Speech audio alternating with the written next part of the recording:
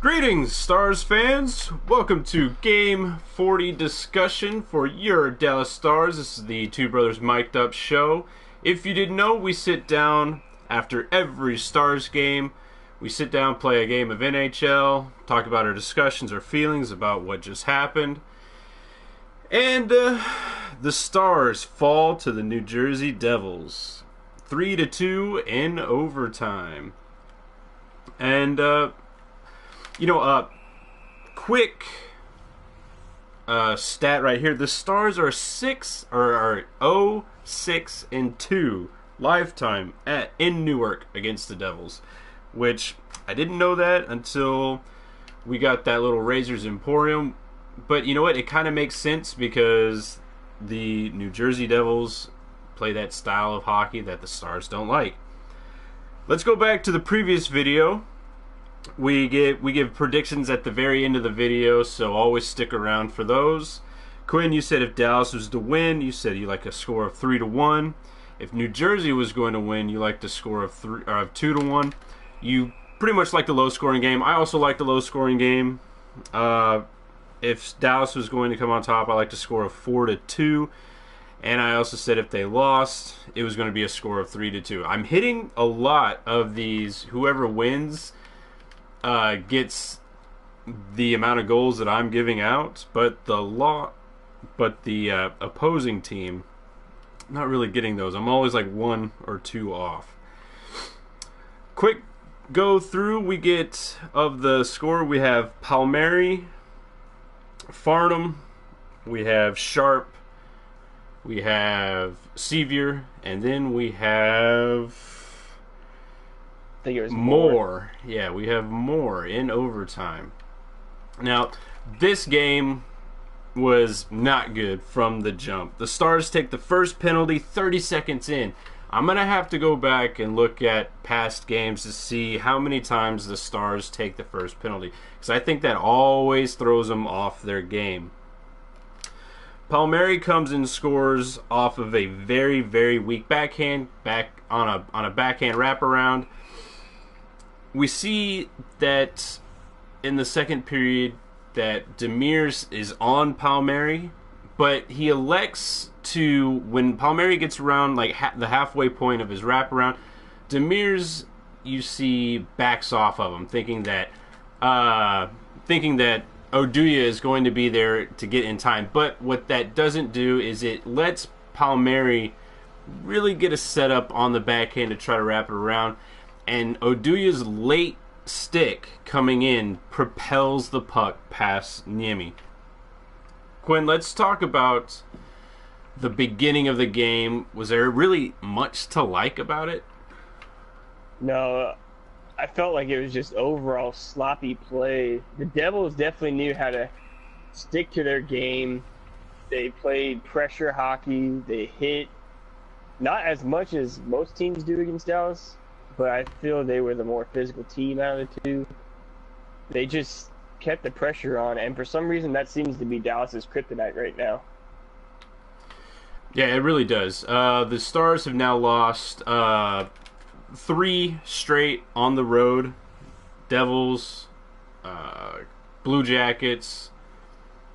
These games right here are just full out effort. You're seeing these teams give their best effort against Dallas, and these are teams that Dallas should be beating, because I was actually talking with you before the game. When's the last time someone actually really thought about the Devils in this fan base? I don't think it happens a lot. You know, you're not really getting much news on the Devils, and they kind of just, stick around. They hang around towards the middle of the pack, playing this little trap defense through like neutral zone, creating turnovers and everything like that. It's a style that Dallas absolutely hates playing against. The Stars' puck decisions were not great in this game. We see a lot of weak possession. We see a lot of bad passing. I mean, there's no crispness to the Stars game, and it showed on the Farnham goal because you know what? I think it was just a lack of mental capacity because he had like three players around him, but no pressure on him at all. I think you had Fiddler, Foxa, and there was another player that was just right around him, no stick on him, no kind of pressure. I mean, he was just able to hang out at the top of the dot and just throw a shot on net. It comes off of a screen, a very well-timed screen, but nonetheless, no one was there to really give any kind of pressure, to really throw them off their game. Going into the third period, we see more sloppy play. We see Goligoski take a very dumb penalty with shooting that broken stick towards the puck. I mean, it was that was very indicative with how the Stars were in this game. I don't think they were mentally ready for this one. I don't think they usually are against the Devils because I think, like me, no one really pays attention to them. But then we see a lot of line juggling in the third period. We see a Janmark, Roussel, and Sharp line, which ultimately produces the first goal. How did you feel with that? I mean, granted they scored, but when you first saw that, did you think it was a little bit of desperation on Ruff Spart to juggle that line like it was? Oh yeah, it seemed. I know he liked to think that all the line changing doesn't do anything. You know, I think it kind of jumpstarts some players to say, well, I'm getting to play with a top six forward right now and Sharp. Maybe I should step up my game a little bit, try to make something happen. And it paid off with the goal. And then you see the Sevier goal. You know, he's out there playing with Spezza. And good things happen whenever these lines get juggled, so... Oh, yeah. I definitely agree. Lindy Ruff has really been a master of being able to juggle the lines the way he has. It was just really surprising because me and you were talking and we had made the comment that I had felt Sharp was the best forward we had. And then you were saying that Janmark looked really good. And it was just weird because, like, after we were talking about that, we see them two get paired up with Roussel because we do think that was the hardest working line. Now, the defense was something to be desired. I thought Oduya and Demirs kind of had an off night. It was not the best night for anybody, but then we see signs of Klingberg. Looks like he's getting his confidence back with that pinch in and that little spin move off of the defenseman, and then he passes it in front to Sharp for his goal for his 15th and I think 8 game point streak. So that was great seeing Klingberg come into play again because, you know, me and you have not liked what Klingberg has done for the past like maybe 2 weeks or so. And then we see Sevier. He gets another goal. The dude is on fire right now, which is great because I had honestly thought that maybe he was going to be considered as trade bait if he didn't start his play back up. And then we see Oduya, you know, pinching in. We see Sevier picking up the puck at the blue line. He does a dirty snipe through like 4 players. See, that's the type of goal the Stars needed to do. They needed to do that the whole time. Like, no one was really standing in front causing chaos in front of Schneider. It kind of seemed that the Stars were electing more to pass than just shoot the puck this game, like we've seen in the past. I think they need to start realizing that they have probably on their top 6 forwards, they probably have 4 of the best shots in the league right now with Sagan, Bin, Spezza, and Sharp.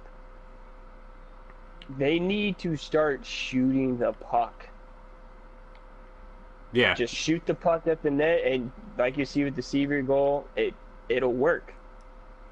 Oh no, I totally agree. I've always said that with our top four shooters, with Ben, Sagan, Sharp, Spezza, I think these guys need to be more selfish whenever they get a line to the net. You know, these guys have some of the best shots in the NHL.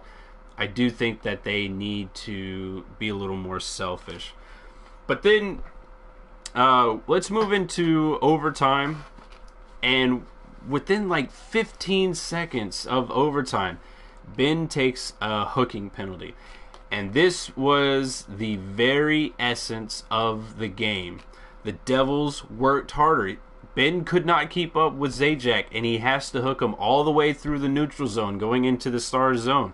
Gets a very dumb penalty because he just wasn't working hard enough. And then the Devils leave those three on the ice for hell a minute with a delayed penalty, and then we see a fluky clear from Demers because it gets deflected off of a stick, which is, again, indicative of how the Devils work. They were getting sticks in the lanes. They were putting pressure on. They were working. This was very blue-collar hockey, and the Stars just didn't have an answer for it. Was there anything to like out of this game for you?